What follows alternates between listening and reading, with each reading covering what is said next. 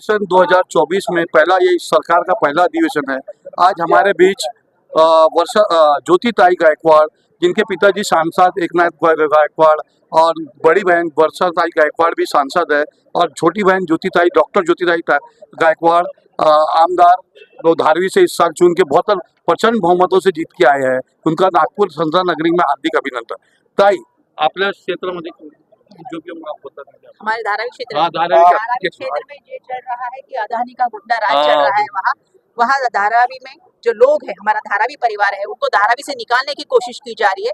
उनको यहाँ से निकाल के जो मुलुंड, कुर्ला, भांडुप, कांजूर, देवनार, मड़ मालवनी ऐसे जो मिठागर के जमीन है या डंपिंग ग्राउंड की जमीन है, वहाँ उनको डालने का काम कर रहे हैं। और इसके खिलाफ हम आवाज उठाने के लिए कल भी मैंने ये किया है कि उसका जो जीआर निकला है वो बहुत तुगलकी जीआर है, लोगों के खिलाफ जीआर है, उसके बारे में मैंने कल बात की है।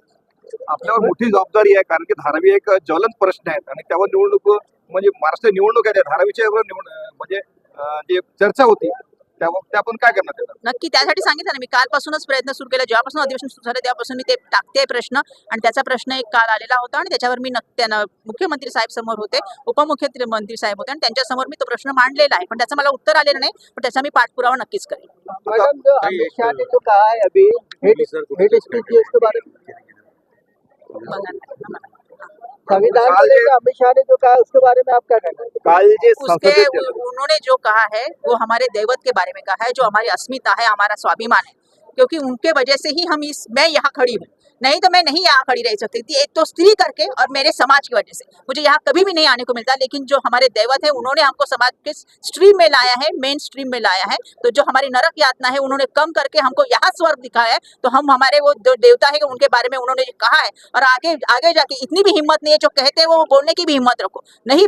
फिर बाद में कहा है कि ये जो तोड़ मोड़ करके बोला है ये सब झूठ कहा है। हमको पता है बीजेपी और आरएसएस की क्या प्रवृत्ति है, वो सबको पता है।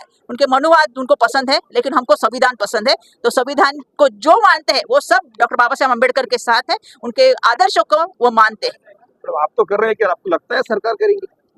उन्होंने करना चाहिए, क्योंकि संविधान अकेले हमारे लिए नहीं, सबके लिए है, तो उन्होंने करना चाहिए ऐसे मुझे लगता है। Thank you. हमारे चैनल को सब्सक्राइब करें, लाइक करें, शेयर करें और कमेंट करें।